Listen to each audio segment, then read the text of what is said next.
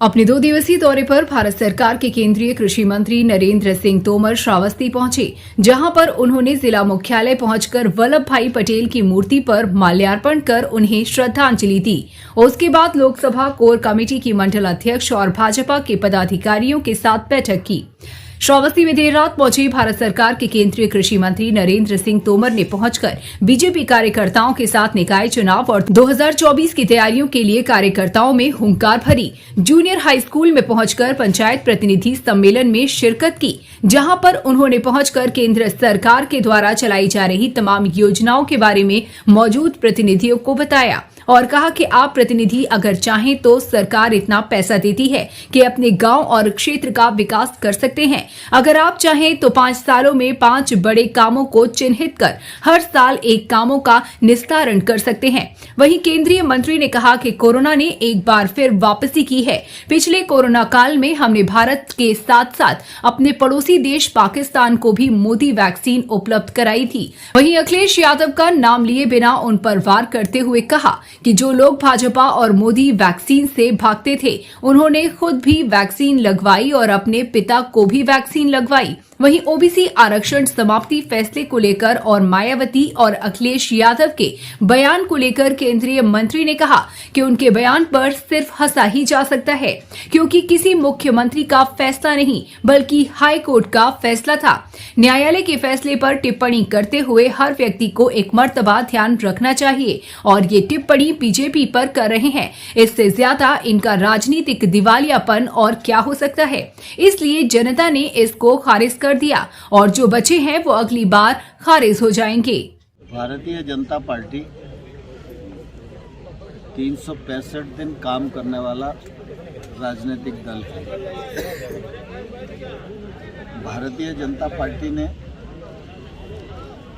ऐसी 144 लोकसभा सीटों को चिन्हित किया है जिन पर भारतीय जनता पार्टी इस बार विजयी नहीं हुई।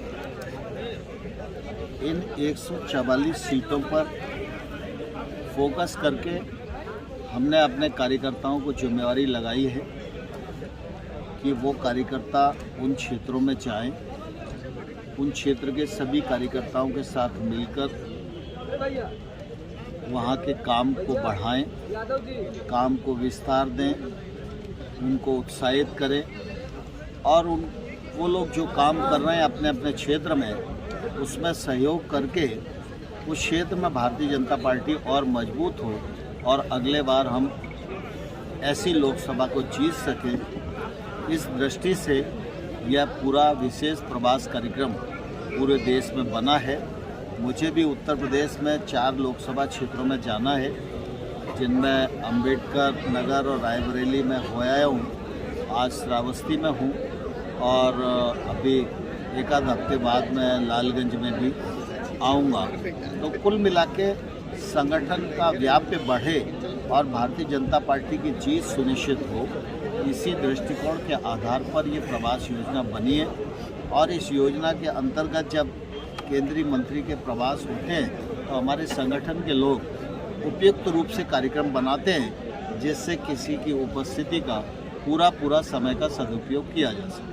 जैसा कि आप कृषि मंत्री हैं और पिछले दिनों बाढ़ आई थी, बाढ़ में किसानों को मुआवजा देने की बात की गई थी, लेकिन अभी तक किसानों को मुआवजा नहीं पहुंचा है, क्या कहेंगे इस पे?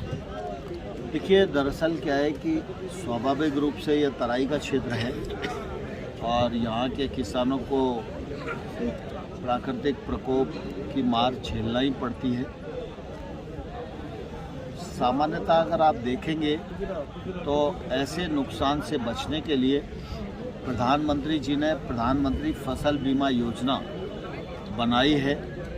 इस योजना के अंतर्गत अभी तक जहाँ किसानों का नुकसान हुआ है उन किसानों को 1,30,000 करोड़ रुपए मुआवजे की भरपाई के रूप में दिए गए। लेकिन हमारे देश में बहुत सारे किसान ऐसे भी होते हैं जो इंश्योरेंस स्कीम में इंश्योरेंस अपना कराते नहीं। ऐसे किसानों को प्राकृतिक आपदा के समय राज्य की सरकारें SDRF फंड से या RBC से जो सहायता वहाँ के लिए उपयुक्त होती है वो देती है। यहाँ भी बहुत सारे किसानों को राहत मिली है, लेकिन कुछ किसान किसी कारण से रह गए होंगे, तो मैं निश्चित रूप से आज ही मुझे कार्यकर्ताओं ने बताया, तो मैं उस मामले में राज्य सरकार से बात करूंगा कि जो बचे हुए किसान हैं उसका क्या कारण है और उनको कब तक राहत राशि हम पहुँचाएं। निकाय चुनाव में ओबीसी आरक्षण को समाप्त किया गया है। तमाम विरोधी दल जैसे समाजवादी पार्टी हैं या मायावती हैं, इसको बीजेपी का मतलब ओबीसी विरोधी बता रही बीजेपी को, क्या कहेंगे इस पे? मैं समझता हूँ कि अखिलेश जी और मायावती जी के बयान पर सिर्फ हंसा ही जा सकता है, क्योंकि इतना गंभीर बयान कोई राज्य का पूर्व मुख्यमंत्री देगा, शायद कोई भी सोच नहीं सकता। सामान्यतः जो फैसला कल आया वो न्यायालय का फैसला है। न्यायालय के फैसले पर टिप्पणी करते समय हर एक व्यक्ति ने ध्यान रखना चाहिए, और फैसला न्यायालय का है और ये टिप्पणी कर रहे हैं भाजपा के बारे में, इससे ज़्यादा इनका राजनीतिक दिवालियापन और कोई नहीं हो सकता। इसीलिए जनता ने इनको खारिज कर दिया है। जो बचे खुचे बचे हैं वो अगले बार खारिज कर दिए जाए। एक आखिरी सवाल, कांग्रेस के वरिष्ठ नेता सलमान खुर्शीद ने कहा है राहुल गांधी को भगवान राम की तुलना दी है, क्या कहेंगे इस पे?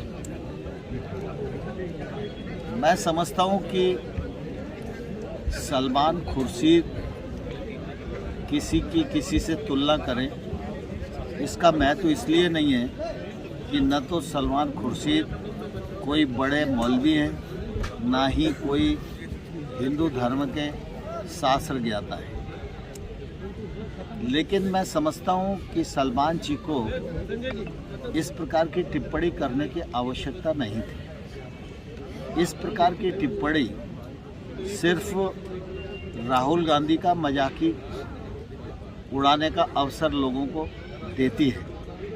जहाँ तक राहुल गांधी का प्रश्न है, मैं सिर्फ यही कहना चाहता हूँ, 20 साल से कांग्रेस के लोग कोशिश कर रहे हैं, वो अब तक तो नेता नहीं बन पाए और आने वाले कल में भी इसकी कोई बहुत संभावनाएं नहीं हैं। लेकिन मैं इतना ज़रूर कहना चाहता हूँ कि कुल मिला के भारतीय जनता पार्टी की तुष्टीकरण विरोधी दृढ़ संकल्पित नीति का ही परिणाम है कि जो लोग राम का नाम लेने से गुरेज करते हैं वो आज राम राम चिल्ला रहे हैं।